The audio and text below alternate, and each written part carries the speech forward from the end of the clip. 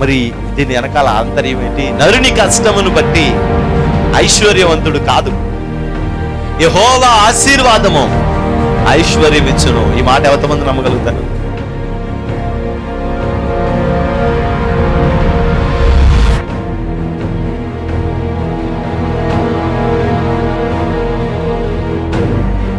ఆ రక్షణను మనం చూడాలి, అనేక ఆత్మల రక్షణను మనం చూడాలి. దేవుని యొక్క మందిరంలో దేవుడు చేసే అద్భుత కార్యాలన్నిటినీ మన కన్నులారా మనం చూడాలి. నేడు ఈ ఇంటికి రక్షణ వచ్చింది. ఎప్పుడో మన దోషములను మనం విడిచిపెట్టుకున్నాం.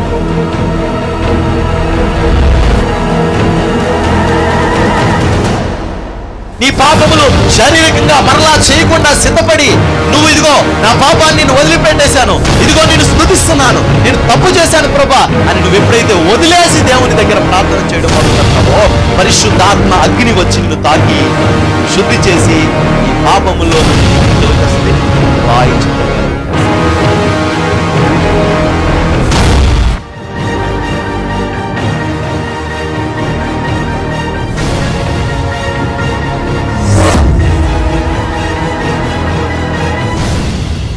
దేవుడికి మనం ఇచ్చేది ఏముందండి?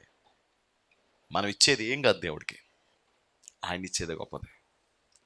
దేవుడి గురించి నేను చాలాసార్లు చెప్తాను, ఒకటి నువ్వు ఇస్తే దేవుడు 0 ఎత్తాడు.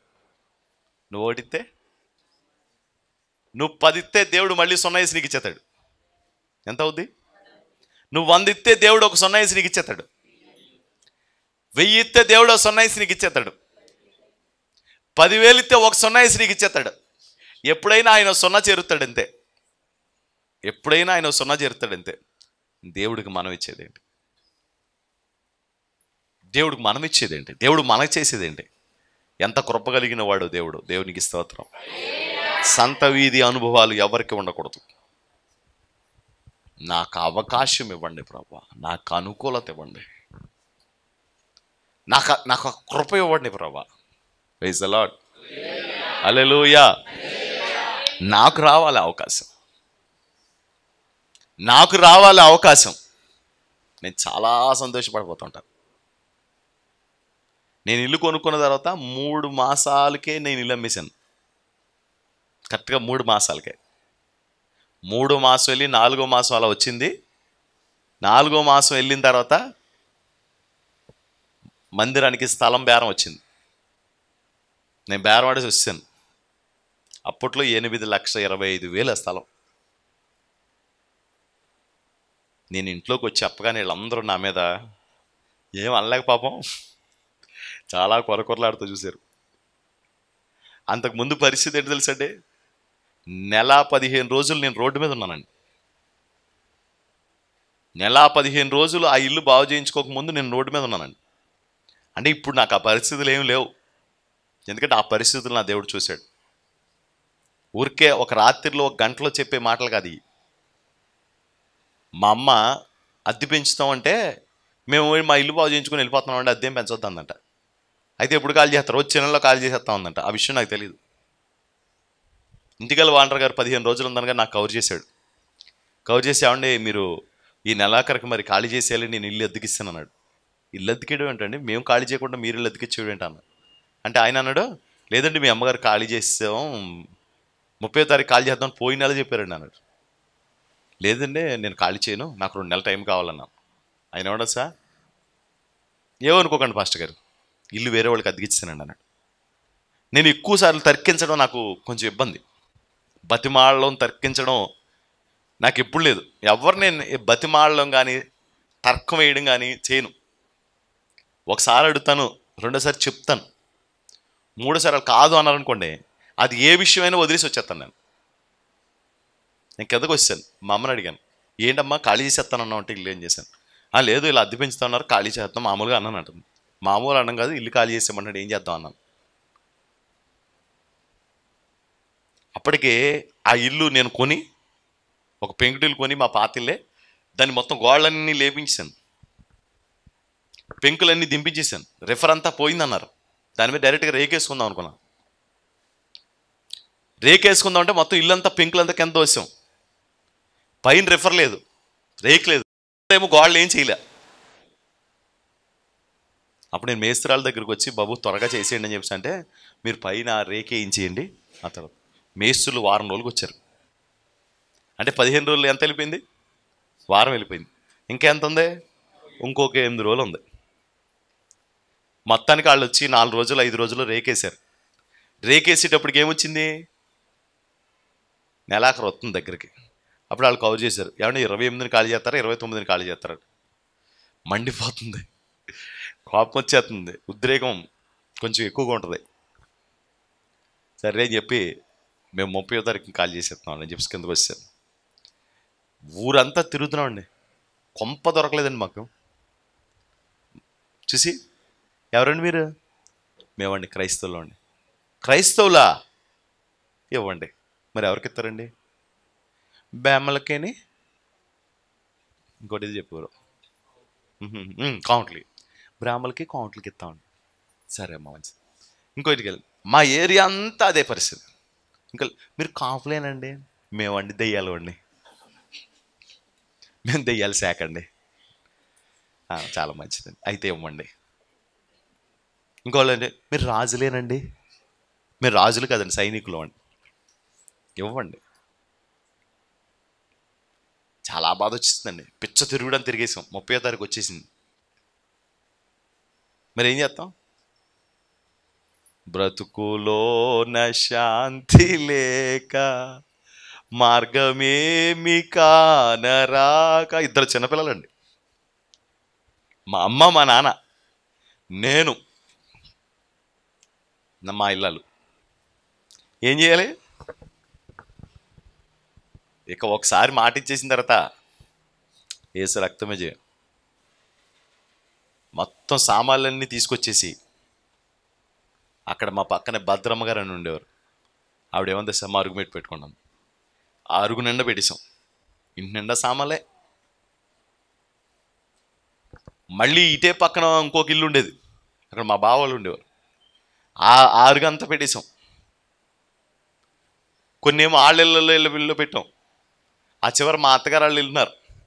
మొత్తం ఆ సామాలు, కొంచెం బీరువాళ్ళు లాంటివి, కొంచెం విలువైన, కొంచెం వెండి సామాలు, ఇలాంటివన్నీ కూడా వాళ్ళ ఇంట్లో పెట్టాం. పెట్టండి, ఎంత ఇబ్బంది పడ్డామంటే పిల్లలతో, ఎంత ఇబ్బంది పడ్డామంటే అంత ఇబ్బంది పడ్డామండి, చెప్పలేని ఆ ఇబ్బంది. మా ఇంట్లో పడుకోండి 4 రోజులు అంటే, మా ఇంట్లో పడుకోండి అని, ఇక్కడ వంట చేసుకోవడం, అక్కడే అరుగు మీద తినడం, ఇలా నెల 15 రోజులు సుమారు ఉన్నాం మేము. పిల్లలు చాలా చిన్నోళ్ళు అండి అప్పటికి, చాలా చిన్న చిన్న పిల్లలు. మొత్తానికి వాళ్ళని కంగారు పెట్టి ఆ పని చేయించేసి, ఆ పని పూర్తి చేయించుకుని రావడానికి, అంటే ఒక ఆలోచించండి, రోడ్డు మీద నెల 15 రోజులు అంటే ఎంత కష్టంగా ఉంటుందో.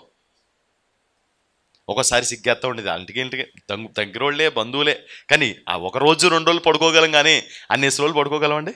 అంత ఇబ్బంది పడ్డాం. ఆ తర్వాత దేవుడు మహాకృపను బట్టి పెయింట్లు వేసుకొని చూస్తే అందరూ అన్నారు, ప్రభు కృప చూపించాడు, బాగా చక్కగా మంచిగా చేసుకున్నాం.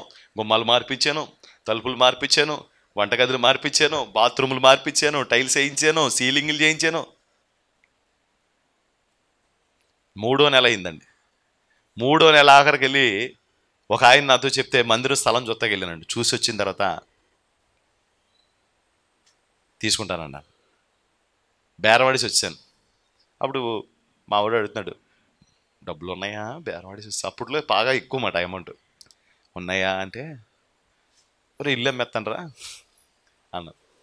వెంటనే అన్నాడు. నేను ఇంటికి వచ్చి మా అమ్మకే తినకే చెప్పాను, ఇలా ఇల్లు అమ్మేద్దాం అనుకుంటున్నాను అన్నాను. మీరు ఎప్పుడు అపశకునాలు మాట్లాడతారేంటి?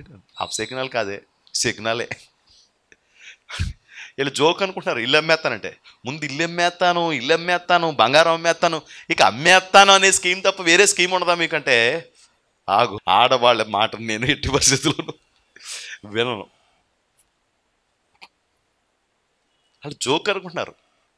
వారం రోజులు పోయిన తర్వాత జోక్ కాదు, నిజమా అని తెలిసింది వాళ్ళకి. ఇల్లు అమ్మేయడం ఏంట్రా?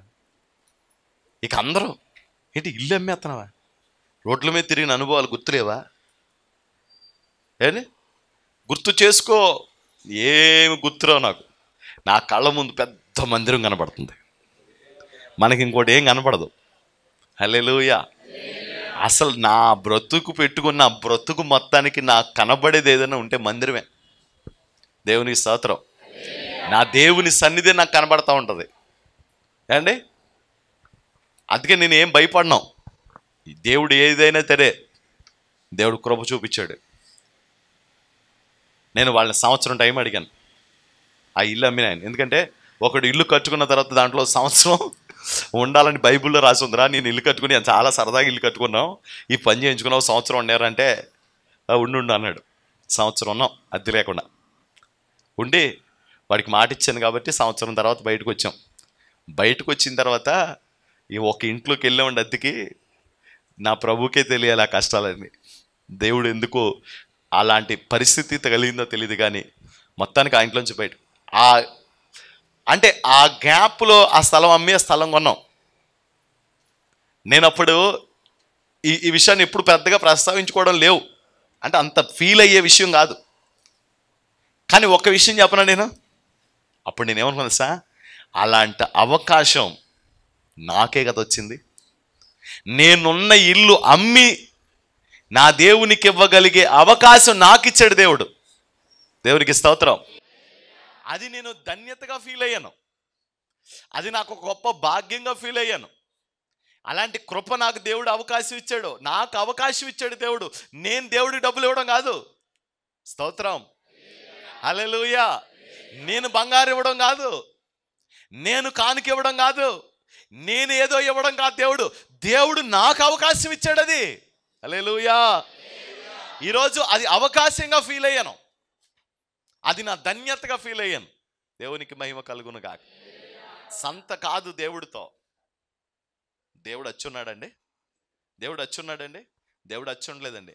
దేవుడు నేను ఇచ్చిన దానికంటే శ్రేష్టమైన ఇంటిని పర్లా ప్రభు నాకు అనుగ్రహించాడు. అసలు దేవుడు దేవా నీకు ఇచ్చాను ప్రభు, నేను రోడ్డు మీద ఉన్నాను అని అనిపించుకోవడానికి ఆయన ఎందుకు ఇష్టపడతాడు? ఒక మనిషే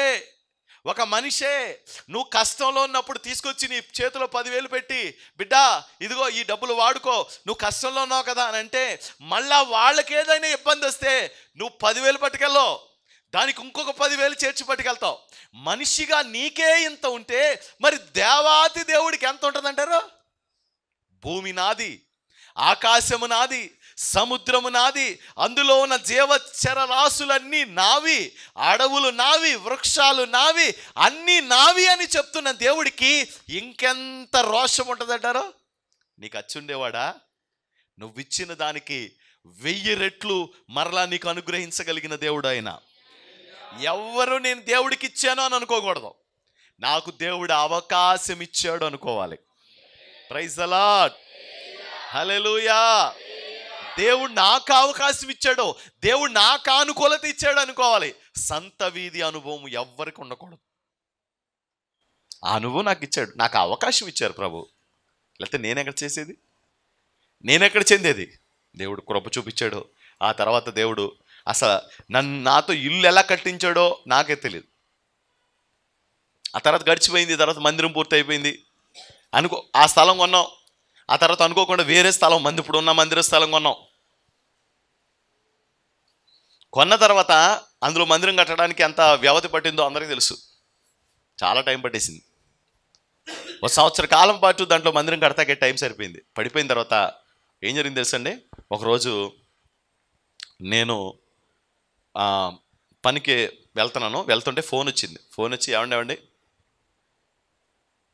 మీరు ఇల్లు కట్టుకోవడానికి లోన్ పెట్టుకున్నారు కదా, లోన్ శాంక్షన్ అయింది అని చెప్పాడు. బాబు నేను ఇల్లు కట్టుకోవడానికి లోన్లు అయ్యి పెట్టుకోలేదు, నేను ఏ లోను పెట్టుకోలేదని చెప్పాను. చెప్పిన ఆయన వీళ్ళిద్దరూ పెట్టారా చెప్తానని చెప్పి ఇంటికి వెళ్ళి చెడమాడ తిట్టాను. బుద్ధి జ్ఞానం లేదా?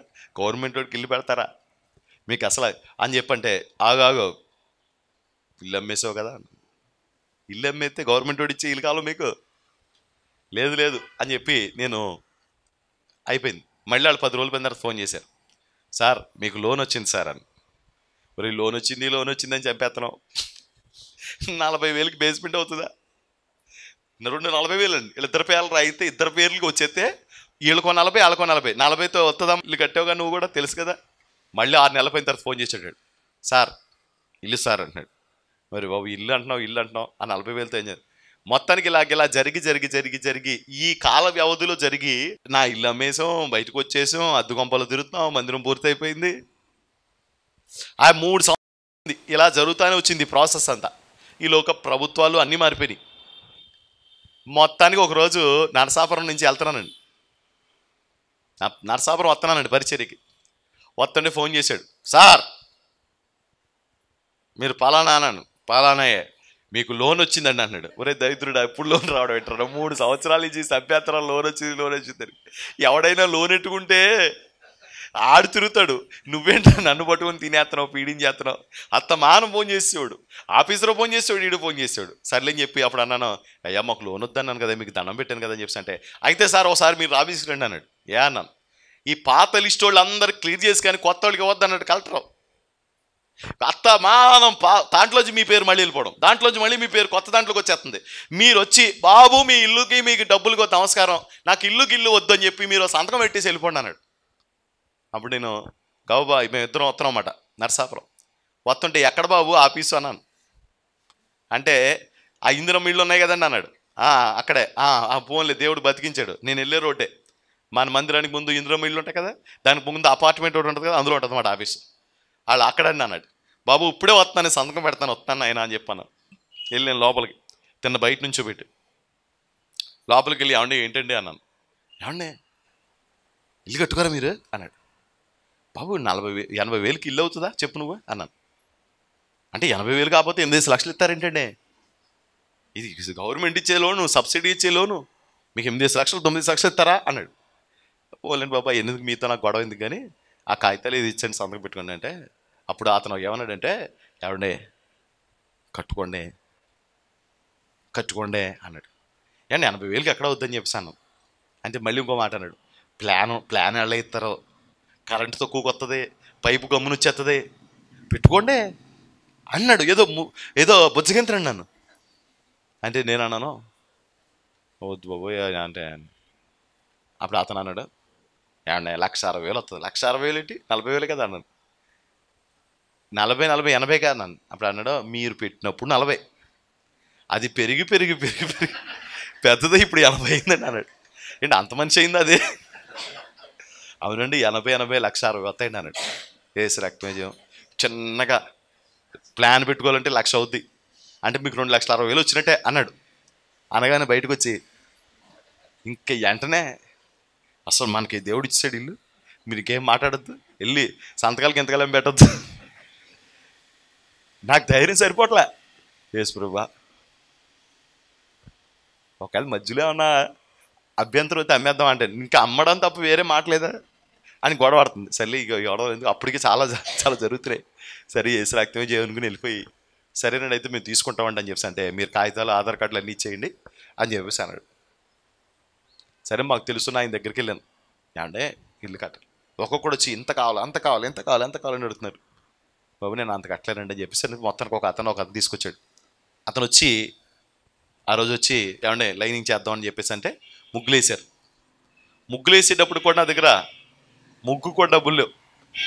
మొత్తాన్ని తన దగ్గర తీసుకున్నాను. ఆడవాళ్ళ ఖాతాలు ఉంటాయి కదా, 2,000 రూపాయలు దొంగ నోట్లలో దాచేస్తుంటారు కదా, అక్కడ ఇక్కడ మొత్తానికి ఆ నోట్లన్నీ తీసింది. 1,600 వచ్చినాయి.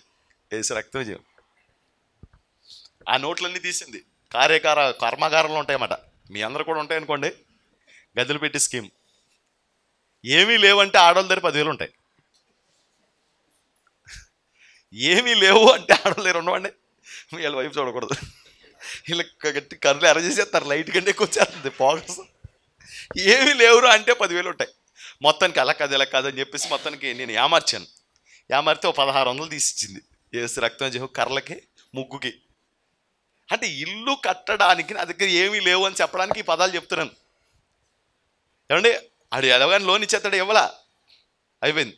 అయిపోగానే సాయంత్రం ముగ్గులు వేసేసాం, లైనింగ్ చేశారు. ఏమంటే రేపు బోర్లు వేద్దామండి అన్నాడు. బోర్లుకి వెళ్ళి వేద్దామండి, కంగారు పడకండి, మనం అన్నీ రెడీగా ఉన్నాం అని చెప్పేసాను.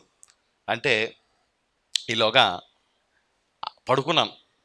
అప్పుడు దాకా ఆలోచించి చించి బాగా చించి ఇంక చించలేక పడుకుంటూ పోయాను. ఫోన్ వచ్చింది, 3 అయింది. ఏమండే సాల్మన్ రాజు గారే అని అన్నాడు. సాల్మన్ రాజు గెల్మన్ రాజు కాదు నేను. ఎవడరా నువ్వు సాల్మన్ రాజు అంటున్నావు అంటే, అదేనండి సాయి గారు పంపారండి అన్నాడు. ఎవడ సాయి, నువ్వు ఎవరికి చేసావు సరిగ్గా చెప్పు అన్నాడు. అదేనండి మేము మాచవరం ఇంటికి వెళ్ళామండి అన్నాడు. మాచవరం ఇంటికి నా నెంబర్ ఎవడిచ్చాడు నీకు? సాయి గారు ఇచ్చారండి అన్నాడు. సాయి గారు ఇచ్చారా? సాయి గారు అంటే పలానా ఆయన, పలానా ఆయన అన్నాడు. బాబు ఈ నెంబర్ ఇటుకలు ఏంటి అన్నాను. ఆయన ఇటుకలు చెప్పాడండి అన్నాడు. నిన్న ఆయన అన్నాను. 5,000 అండి అన్నాడు. అమ్మ బాబోయ్ 5,000 ఇటుకు తెచ్చావా? ఎక్కడున్నావు? పలానా చోట ఉన్నాను. గబాబా ఈయనకి ఫోన్ చేశాను అర్ధరాత్రి. ఫోన్ చేసి ఏమండి సాయి గారు మీరు ఇటుకి చెప్పారా అన్నాను. చెప్పానండి అన్నాడు. చెప్పడం ఏంటంటే నా దగ్గర డబ్బులు ఎక్కడున్నాయి? నా దగ్గర డబ్బులు లేవు. ముందు మేము మేస్టర్తో మాట్లాడుకున్నాం, ఇంకా మనం ఇంకా ఆ ప్రాసెస్లోకి వెళ్ళలేదు కదా అంటే. సాయి గారు అంటే సర్లేండి రేపు దించుకోరా మీరు, అది చాలా మంచి ఇటుకి మాచవరం నుంచి తెప్పించాను, మీరు దించేసుకొని వాళ్ళని పలానా చోటుకు వచ్చేమనండి నేను వచ్చేస్తాను అన్నాడు. ఎంత పని చేశారండి సాయి గారు, నా కొంప ముంచేలా ఉన్నారు. సరే వచ్చాడు. ఇలా ఇటుకు వచ్చేసింది ఇలా అని చెప్పంటే ఒకళ్ళు ఫోన్ చేసి ఒకసారి రా అని చెప్పి, ఇల్లు ఎలా కట్టామో నా దేవుడికి తెలుసు. అంటే నేను ఎందుకు చెప్తానంటే నేను దేవుడికి ఇచ్చేసాను అనే అనే అనే ఆలోచన కూడా నా హృదయం నుంచి దేవుడు చేర్పేశాడు. దేవుడు నాకు ఇల్లు ఇచ్చాడు. ఆశ్చర్యకరంగా దేవుడు ఆ స్థలంలో దేవుడు ఇల్లు కట్టుకోవడానికి దేవుడు నాకు సాయం చేశాడు. నేను ఇవ్వడం కాదు, నాకు దేవుడు అవకాశం ఇచ్చాడు. సంత కాదు, దేవుని సన్నిధి ఎప్పుడూ సంత కాదు. ఆయనకి మనం ఇలా ఇచ్చామనుకుంటాం కదండి. ఏమంటే దేవుడు కూడా అంటాడట, నువ్వు ఇలా ఇస్తే నేను ఇంకోలాగా ఇస్తాను, నేను కూడా ఇలాగే ఇస్తానంటాడు దేవుడు. నువ్వు ఇలా తీసి ఇచ్చావు కదా, నువ్వు ఇలా ఇస్తే నేను కూడా అలాగే ఇస్తానంటాడు దేవుడు. మన చెయ్యి ఎంత ఉంటుంది? మరి ఆయన చెయ్యి ఎంత ఉంటుంది? హల్లెలూయా. దేవుడు కూడా తన చేతిలోంచి తన ధన నిధిలోంచి తీసుకొచ్చి ఇచ్చాడు. దేవుడు కృప చూపించాడు. నా ఇల్లు పూర్తయ్యేదాకా వారం మేస్త్రి డబ్బులు బయటకెళ్తాయి ప్రభువా అనివ్వండి అంతే. ఆ పని అలా వచ్చేది. ప్రతి వారం జీతాలు నేను ఎప్పుడు అప్పు చేసేవాళ్ళు ఆ జీతాలు వాళ్ళకి. ఆ వారం పని చేసేవాళ్ళం, ఆ వారం షాప్లోకి వెళ్ళి ఇదిగోండి మా మొత్తం 6,000 అయింది, 6,000 ఇంకో 2,000 ఎక్స్ట్రా కావాలి నాకు, 8,000 తెచ్చేవాడిని. ఆ జీతాలు సరిపెట్టేవాడిని. మళ్ళీ ఏదైనా మెటీరియల్ కావాలి ఇంతే. దేవుడు మహాకృప చూపించాడు. ఎందుకు తెలుసండి? దేవుడు అచ్చుండే దేవుడు కాదు. ఆమేన్ హల్లెలూయా. అందుకే ఎవ్వరు అనద్దు దేవుడితో, ప్రభా నేను నీకు ఇది ఇస్తాను, నువ్వు అది నాకు ఇస్తే. నువ్వు ఇచ్చేదేంటి? నేను ఇస్తాను నీకు. హల్లెలూయా. సంత వీధి వద్దు, సంత వీధి అనుభవం వద్దు. తర్వాత రాజవీధుల్లో పడి వెతికి తిని, పెద్ద పెద్ద మార్గాలు ఎవరో గంభీరంగా చేస్తున్నారు. ఒక్కొక్కళ్ళు అంటూ ఉంటారు, ఆ పెద్ద మీటింగ్లో కూర్చుంటే చాలండి, ఆ పెద్ద సభలో కూర్చుంటే చాలండి, ఆ పెద్ద పెద్ద అనుభవాల్లో కూర్చుంటే చాలండి, ఆ స్థలానికి వెళ్ళి ఒక్కసారి దేవుడిని అలా మహిమపరిస్తే చాలండి. రాజ మార్గాలలో లేకపోవచ్చు, ఆ ఉన్నతమైన సభా పర్వతాల మీద లేకపోవచ్చు. అయ్యా మా పితరులు చెప్తున్నారు దేవుణ్ణి ఆరాధించే వాళ్ళు ఆ పర్వతం మీద ఆరాధించాలని. అది చెప్పిన మాట మాకు అక్కడికి వెళ్ళే అవకాశము లేదయ్యా. అమ్మా ఒక కాలము వచ్చింది, ఆయన ఆరాధించే వాళ్ళు ఆత్మతోనూ సత్యముతోనూ ఆరాధించగలగాలి. ఓ పర్వతం మీద కాదు ఆరాధించవలసింది, ఒక పెద్ద సమూహంలో కాదు ఆరాధించవలసింది, ఆత్మతో సత్యముతో ఆరాధించే ఆరాధన నీవు అనుభవించాలి. హల్లెలూయా హల్లెలూయా. ఇక్కడ 1,000,000 మంది ఉన్నారు, ఉపయోగం ఏంటి? 1,00,000 మంది ఉన్నారు, ఉపయోగం ఏంటి? 50,000 మంది ఉన్నారు, ఉపయోగం ఏంటి? దేవుడు నీకు సమీపంగా ఉండే స్థలంలోకి నువ్వు వెళ్దువు గాక. రాజమార్గమున పోయి నేను వెతకి తిని అక్కడ కనపడలేదు. వీళ్ళందరినీ విడిచి ఎవరెవరిని విడిచి? సుఖానుభవాన్ని విడిచి, పట్టణపు అనుభవాన్ని విడిచి, సంత వీధి అనుభవాన్ని విడిచి, రాజమార్గపు అనుభవాన్ని విడిచి, వీరందరినీ విడిచి కొంత దూరము, ఎక్కువ దూరం కాదు అంటే ఏకాంతం ఎంత అద్భుతమైందో చూడండి. నువ్వు దేవునితో ఒంటరిగా గడిపే దినం ఎంత గొప్పదో చూడండి. ఎవ్వరు అది పోగొట్టుకోవద్దండి. ఆ టైం ఎవ్వరు పోగొట్టుకోకూడదు. అనవసరంగా మీ టైంని వ్యర్థమైన వాటికి మీరు పెట్టొద్దు. వ్యర్థమైన వాటికి పెట్టొద్దు. అనవసరమైన వాటికి మీరు మీ కార్యక్రమాన్ని లేకపోతే ప్రార్థనా జీవితాన్ని దేనికోసమో పాడు చేసుకోవద్దు. కొంతమంది ప్రార్థనా జీవితాన్ని పాడు చేసేసుకుంటున్నారు. మేము అది చేద్దాం అనుకుంటామండి, ఇది చేద్దాం అనుకుంటామండి, అది చేద్దాం. లేదమ్మా, నువ్వు ప్రార్థన చేయంతే. నీ పనేంటి? స్తోత్రం. నీ పనేంటి? అంతే, నువ్వు చెయ్యి. నీ బిడ్డని, నీ భర్తని దేవుడు ఆశీర్వదించాడు. ఆ సమయాన్ని పాడు చేయకు. ఆ ప్రార్థన టైం ఏదైతే ఉందో ఆ టైంని పాడు చేయకు. నువ్వు ఒంటరిగా దేవుడిని ఆరాధించుకునే సమయం అది. నువ్వు దేవుడు, దేవుడు నువ్వు, దేవుడు నువ్వు, దేవుడు నువ్వు. హల్లెలూయా, హల్లెలూయా, హల్లెలూయా, హల్లెలూయా. ఈ టైంకి నా ప్రాణప్రియునితో నేను ఉంటాను. నాకు రోజు ఫోన్లు వస్తాయి. ఆరాధన రోజు ఫోన్లో, శుక్రవారం పెద్దగా ఫోన్లు ఎవడో తెలియని వాళ్ళు, దిక్కుమాల వాళ్ళు ఏం చేస్తుంటారంటే ఫోన్ మీద ఫోన్ ఏమండి రాళ్ళు వచ్చినాయని ఫోన్ చేయాలి తప్ప ప్రార్థనలు ఎవరు ఫోన్ చేయరు. ఎందుకంటే నేను ఆ టైంలకి ప్రార్థనలో ఉంటానని తెలుసు వాళ్ళకి. ఆదివారం ఎవరో తెలియని వాళ్ళు బయటికి వెళ్ళి నెంబర్ చేయాలి తప్ప మన వాళ్ళు ఎవరు ఆదివారం ఉదయం నుంచి సాయంత్రం వరకు నాకు ఫోన్ చేయరు.